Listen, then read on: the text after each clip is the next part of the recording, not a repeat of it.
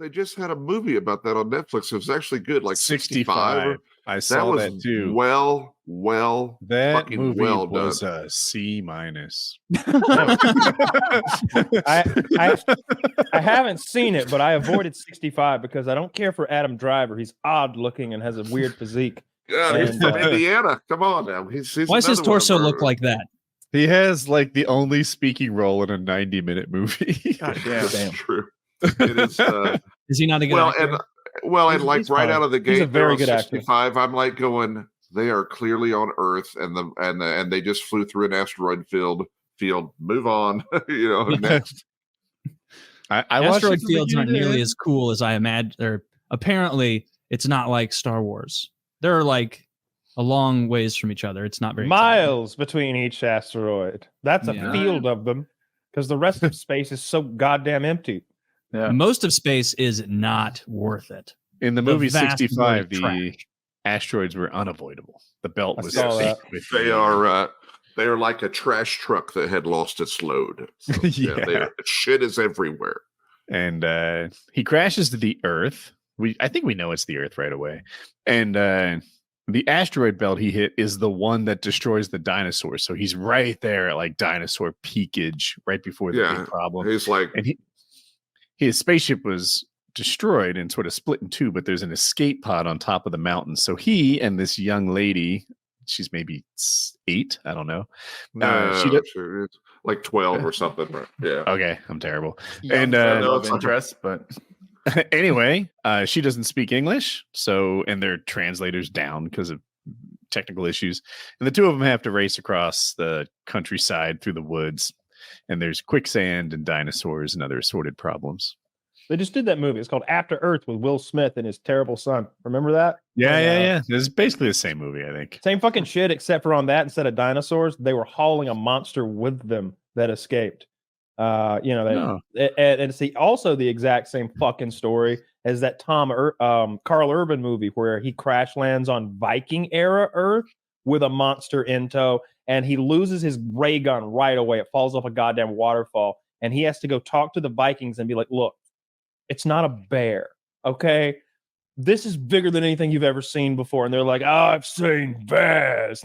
No, you didn't hear me. Not a bear. Show me this big bear you speak of. Sir? This is hard.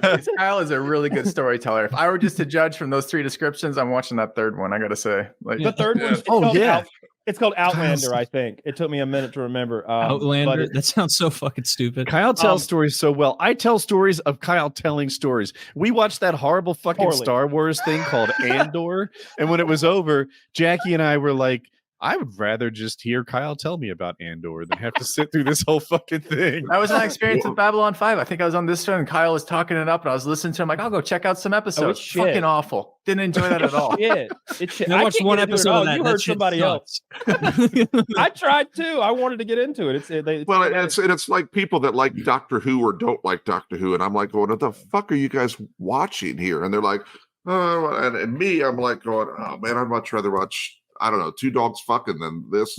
And people are like going, I spent my whole life at every Comic-Con dressed up as Dr. 95. And I'm like going, I like Doctor Who, but tell me more about these dogs. Well, and then people look at me and go, you owned a General Lee from the Dukes of Hazzard. That's that stupid racist ass show. And I'm like going, we could watch the Cosby Show right now, but we can't watch the Dukes of Hazzard. Like, come on, people.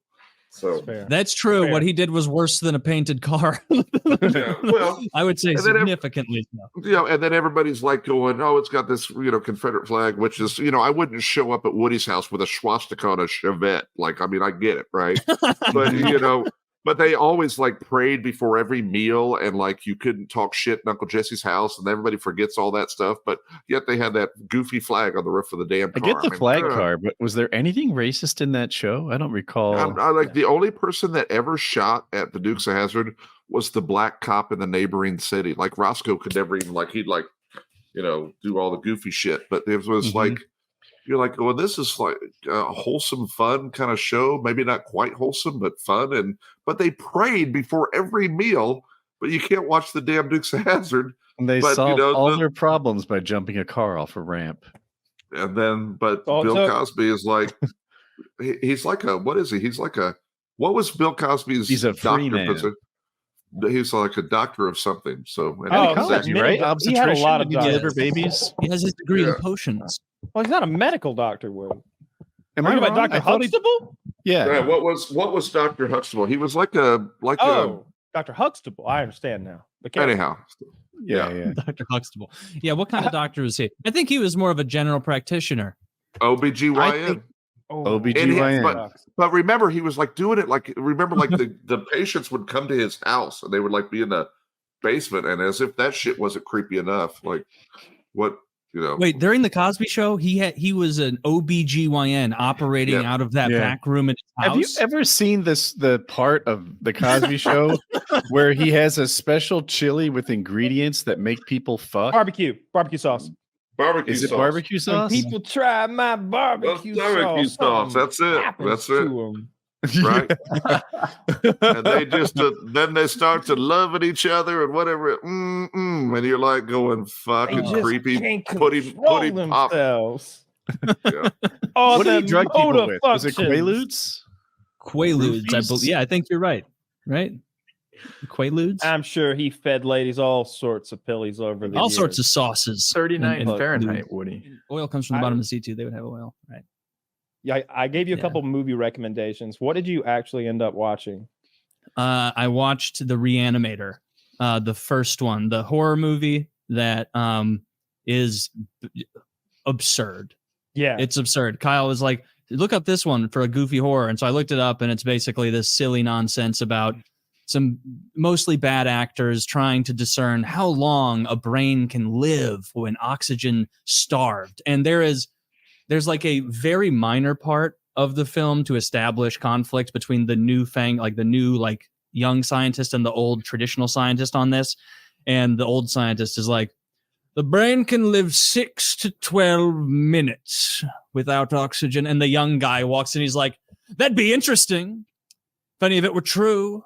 And very much that's all they needed to show for that. These guys have 4 or 5 debates about 6 to 12 minutes, the number throughout the movie, where I'm like, who wrote this? Like, again, we're talking about 6 to 12 minutes as like it's important really deciding factor. I know, but it's funny that they had the same conversation over and over. And they have this me, you're like, injection. you'll see if they have nudity in it. And I'm like, I see some tits. I don't think that's what you mean. You're like, oh, well, tell me if they have the head rape scene. And they do. There's a disembodied. Hang on, let's see if either of them can guess. He told you head rape, but you have no idea what he's even talking about. Guess what happens during the head rape? You grab the lady who has 2 ponytails and you fuck her skull. Not even close. This is a test subject for the oxygen trials here, and someone rapes like a disembodied head that's trying to be held without oxygen. You're close, but you got the script flipped, my friend. So you got this guy's head gets cut off, but he's been injected with a reanimator serum. So his body comes over and picks the head up and starts walking around with it. And the head's still, they're 2 different individuals now, essentially. The body is sort of its own guy. And they have the hottie of the movie tied to this bed, naked, and like full frontal bush and everything. And the head is taking the body is taking his head in his hands and making it like lick her titties and go down on her and stuff. And she's no, and it's ridiculous. And just as it's about to eat her pussy, the hero shows up. He puts a stop to all that. Well, stuff. He didn't get there in time because there's like 2 minutes of that head thing in the head thing was funny because he was like the disembodied head was like talking to the woman, like as he's like molesting her, and he's like, I've always admired your beauty. And it's like, and he's just rubbing a dead head on her titties. If the disembodied head had ponytails, I would have been closer. Yeah, it's his friend's daughter. So there's a whole age gap thing and like a creepy uncle thing. The girl from that is in that other movie I recommended to you. She gets pretty naked in that one too. That one is way crazier. It's got Jeffrey Combs in it. What's it called? The not the house, the other one. It's the first one I recommended where it's got Jeffrey Combs in it. It's the one where that gross protrusion comes out of the center of their heads. Oh, I need to watch that one. Anyway, the the chick gets reanimator. in a whole dominatrix outfit in that one. She's very attractive. That lady. I don't know her name. I'll find the name of it. No, that's a great movie. The House is another one. The House is very funny and scary at the same time. He's like a Vietnam vet moving into a haunted house, and he has both like Vietnam scary flashbacks juxtaposed with sort of silly hijinks in the house. It's wild. I like those ridiculous horror movies. They keep you entertained because there's a good mix of gore that's silly, so it's not like bad gore to deal with, and writing that's bad, and it's writing that's bad, but it's trying to be good, which is the kind of writing you want. It's called From Beyond. That's the fucking the one you want. And look at there's Barbara Compton fucking nude too. Yeah, she gets naked a lot in that movie. That's good stuff. And if you want to see more of Barbara Compton, you'll watch that movie I just linked there that I've already forgotten the name of, From Beyond. Also very good movie. That one's weird. They create this like weird interdimensional like monster making machine in the basement or some shit, and there's all sorts of body horror and sex and kink. Oh, I've seen that one. That's From Beyond. I just forgot the name. That's a good one. Okay. House is good though. I would definitely recommend House, just not its sequel. It's a horror kick you guys are on. I'm watching this film, so Zach linked it. Here's a woman. There's a disembodied head, like they said, and a guy holding it. She's not as bound up as Kyle made her out to be. Like her hands are free, just at her side willingly saying, no. It's she wanted it. She's on a special serum that only lets your tits move. So when he put the head on her boob, she was like fighting back a little. When he goes down on her, all of a sudden it's like, no. It's a totally different vibe. They put a little humor in there. They put a little silliness. Yeah. I think he asked for cheesy horror or silly horror or funny horror or something like that. It was a good one. Those three are like top tier for that. Yeah. I like Jeffrey Combs anyway. He played a bunch of aliens in Star Trek. He was Wei Yun in Deep Space Nine and some others.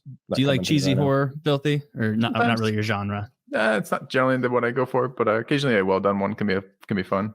Sometimes tough. You like if it's too cheesy and campy, I can't get into it enough to enjoy it. But like if it's if it's not funny enough, it's also not good. So it's like there's a fine line for towing That's that very shit. true.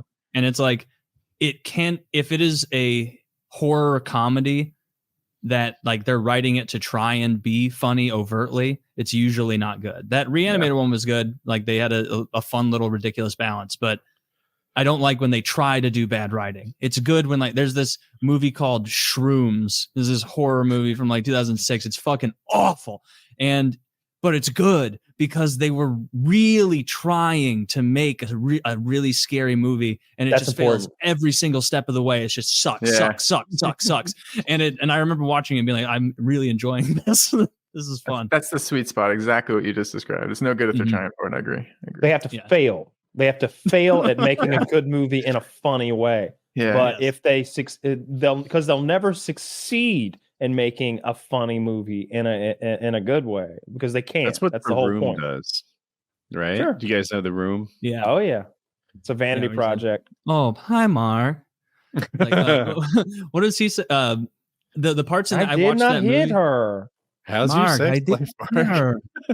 This is crazy, Mark. Why are you coming at me for this? Like, and he like has there's terrible cadence. He dubbed his own movie. And so there are times where he's talking over himself. Yeah, like he's talking over himself. Like have you seen Trolls 2? Trolls 2 is the worst. I haven't seen Trolls 1. I don't know. I can't watch The Room because it's so slow. Can I follow Trolls 2 if I haven't seen Trolls 1 first? No, it's completely different. It's completely different. Yeah, they give up on the whole. Trolls 2 doesn't even have trolls in it. That's how bad it is. Okay. Yeah, if I remember, it's some sort of like green food Who are the bad additive guys? or something weird. It's some sort of poison. You got to watch it. There's one. There's a scene where the kid pisses on dinner because it freezes time or something. I can't remember. There's a lot of crazy shit in that. No, he pisses on the food so they won't eat it because it's poison. Trolls. You ever seen Leprechauns from the Hood? I have seen Leprechauns from the Hood. Of course you have. Yeah. Have you seen Samurai Cop? I watched Samurai Cop on LSD and laughed my fucking ass off. That's one where they're trying real hard to make a good movie. and the actor is trying to deliver his lines well, but try they Samurai Cop. fall out of his mouth like a fucking body being dumped out the back of a hearse, just awkward and messy. Just nothing makes sense what he's saying. You listen to me, you sons of bitches.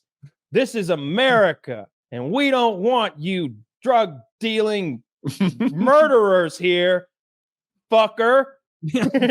and it'll hold on his face. There's no cuts back and forth, like just letting him slowly deliver this awful dialogue for like 2 minutes, then cut the bad guy, and he goes, huh! And it's ADR. It's not even him doing it. It's garbage. It's the one where you've probably seen the awkward or the reaction. His partner is a black guy, and there's a scene where a waitress or a nurse and our main character, the samurai cop, are having like a sexy, smoldery conversation where he's hitting on her and she's not having it.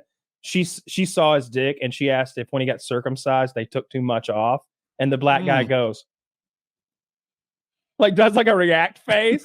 And that react face has been memed to eternity and beyond. And do they like hold it on the react face too long? Way too long. Well, they cut right to him, and there's no soundtrack or anything, so nothing flows. Samurai Cop is the funniest bad movie I've ever seen. And it is not even close to being good. You'll notice at one point they went back for reshoots and had to put a wig on him. And when I say you'll notice, I mean you'll notice. It's just like, all right, here's the wig. I love when there's stuff like that that's so jarring in a movie that I have to, like, I ask myself, like, I must have missed a plot point. Because it's like there's no way this slipped in. There must be a reason there's a coffee cup in Winterfell. That show was misunderstood. The ending was better than they said. It was bad. I did not. No, like let me explain it to you because you clearly don't get it. Mm-hmm. So Dany flies on her dragon and she kills all these people in Winterfell or in King's Landing. And Jon Snow can't really live with this because she's going to do it again. So he kills Dany. Cool. Mm-hmm. Drogon comes up there, sees this, melts the Iron Throne with his dragon breath, right? Now we need a new king. There's only one logical choice. The guy that brought his own chair. Boom. Game of Thrones makes sense. Who brought his own chair? Bran. Oh, yeah. No, he sucks. I hope Bran dies. Who else? Anyone but Bran. Anyone but Bran. Jon would have been only guy better. with a chair gets the throne. The free Bran folk didn't even subreddit. make good decisions. Bran was an absolute abject burden from start to fucking finish. Bran was just a all pile these of luggage supposed that they carried musings around. of knowledge that he ever provided his companions who pushed him and sledded him and did everything, actively worked to get them killed. Nothing. Yeah. He If was he had drug stayed- kicking and he was drug sitting and screaming through the wilderness to his destiny, which didn't end up mattering really. And not at that all. character sucked. Yeah, I wish Jamie would have just killed him. His story didn't matter. If he had stayed in that room in Winterfell, right, or he falls off the tower, he goes in the room. If he'd never left that room ever, nothing would have changed. Except those kind children who befriended him. He wouldn't would have still had be the alive. greatest stories and therefore wouldn't have been king. Yeah. He didn't have Fuck the that greatest story. stupid shit to your fucking show. What a meltdown. I saw on the Free Folk subreddit, they pointed out, fucking Sam became Grand Maester and he doesn't even have one link to that chain of links, each of which mean you have mastered an area of science, right? You have to be, you need like 18 doctorates to fucking be a Maester with a chain. He doesn't have one, and they made him the captain of the fucking team, and he can't get ahead. It didn't make any fucking sense. Stupid fucking. What's it called when you get ahead based on who you know? Nepotism is family, right? Is it? Is it still nepotism? I think nepotism still counts. Probably. I don't think nepotism requires like parenthood for it. Okay. Yeah. I think it's just choosing people favoring you don't relatives, deserve. friends, or associates. So yeah. Okay. I don't know if you guys finished Silo. I did, and I thought the ending was very good.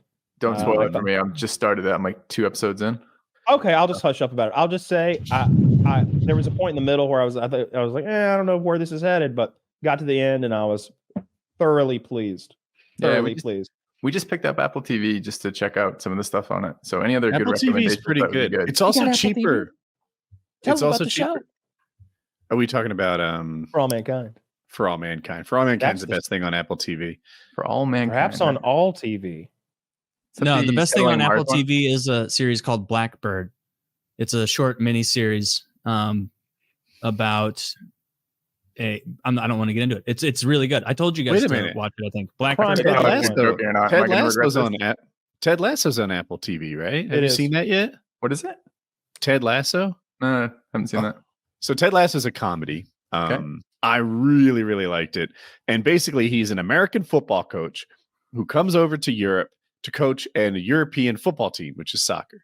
And he's really just, you could call him toxically positive or just an abominable force of positivity who lifts everyone around him in really tough situation. My wife and I watched it together and just really, really liked it. Also, it's 3 seasons and it ends on time at a high. A 4th season might have been too much. I don't know if they could have sustained the level of enjoyment that I had into season 4. All right. For All Mankind, on the other hand, is the alternate reality in which the Soviets win the space race and America says, "Oh no, you didn't," and just keeps going. And we fund the NASA to hell and back. We discover some sort of fancy stuff that makes it financially viable to keep funding it, and they just keep going. So by the 80s, we're talking about Mars seriously. Like the Mars program is happening, and by the 90s, it's like future tech and all sorts of cool shit has happened just because we lose the space race. Very character driven, but they do a good job with the special effects and all the space shit. You know, we go to the moon multiple times, bases on the moon. I love that show. Kyle turned me onto it, seasons. and I agree with him. It's very good. Just a couple little details that won't spoil much. The Russians get to the moon first. That's how we lost the space race. And the Americans, as I guess we did in real life, just keep moving the goalposts. Like, oh, yeah, well, the space race is really about colonizing the moon, or it's about this, or it's about that. We just keep trying to be the first person to do a thing. And then the tech, it's kind of cool and it's subtle. You barely notice it. But they're like FaceTiming in 1984. And you're like, wait, well, you can't do that. But you can. Yeah. So, which is kind of cool because sometimes you'll see sci-fi stuff, and if you're looking forward, sometimes the stuff they miss really like jars you out of it.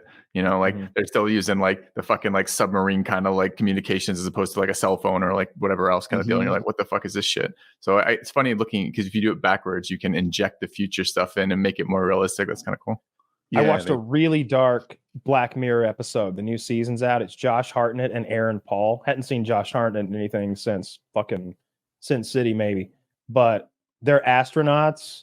They never really get into how far they're going, just that they're going to be in that ship for a long time together, just the two of them. But they have this mechanism where they just hop in a bed, they go to sleep, and they're in a robot now that's back home on Earth with their families that's just like them. And you can have sex with your wife, you can live your life with your kids, and it's anytime you're not just actively working on the space station or on the spaceship, which is most of the time, you're just back home with family. And it was one of the darker pieces of sci-fi I've ever seen in my life. It was upsetting. It was upsetting. I saw that too. I've heard people say it was the best of this. That was the best episode of this year's Black Mirror. I've only seen one. I did not like have seen the best one this season. So it's actually hearing Kyle's recap was actually better than I remember it again. So it always is. He does that. Yeah. Or sometimes he'll write an alt like, you know what? That ended wrong. This is what they should have done. And I'm like, man, I want to see my alternate ending to The Sopranos. Yes. There's a bunch of them. I keep writing. They're just ignoring me. Gandolfini won't return his calls. The Gandolfini estate calls me a terrorist. They call me a freeloader. They won't have my call. I'm just a humble trash man. I'm just...